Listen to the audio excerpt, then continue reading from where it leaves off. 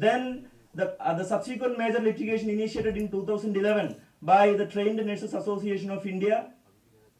They were demanding the minimum wages for the nurses and also the improved work conditions, and which resulted a detailed judgment in 2016 in which the Supreme Court of India held that or accepted that the working conditions of the nurses in India are very poor and it requires a lot of attention by the concerned stakeholders.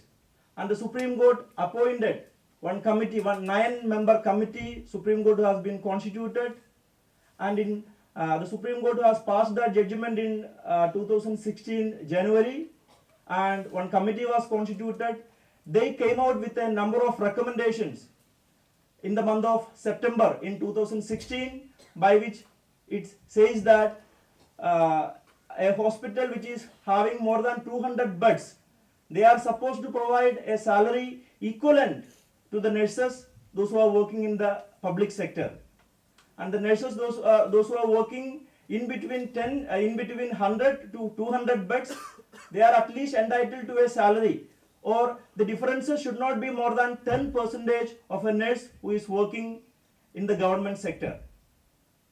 And to the sum and substance, the Supreme Court has this committee has recommended the minimum wage, the least salary which a nurse is entitled is 20,000. That is what the ceiling limit recommended by this committee. These committee recommendations were passed in 2016 September, but unfortunately, large number of the states, they were not even bothered to implement this recommendation. There were cases filed by the Hospital Association, even in the Delhi High Court, against this particular recommendation, but the Delhi High Court was actually dismissed the petition filed by the Hospital Association against the implementation of this recommendation of the Supreme Court Committee. If you just examine the other professionals like doctors or lawyers or chartered accountants, they are very well united. They are having a strong organization.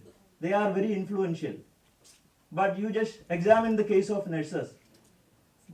We are having number of organizations here and there, but we don't have a proper, a united or an influential nursing association. I am very happy that today somebody is organizing such a beautiful program, relevant program. And I can see a lot of leaders are actually sitting here. So my suggestion is that until and unless you are not united, your problems are not going to be resolved. Thank you.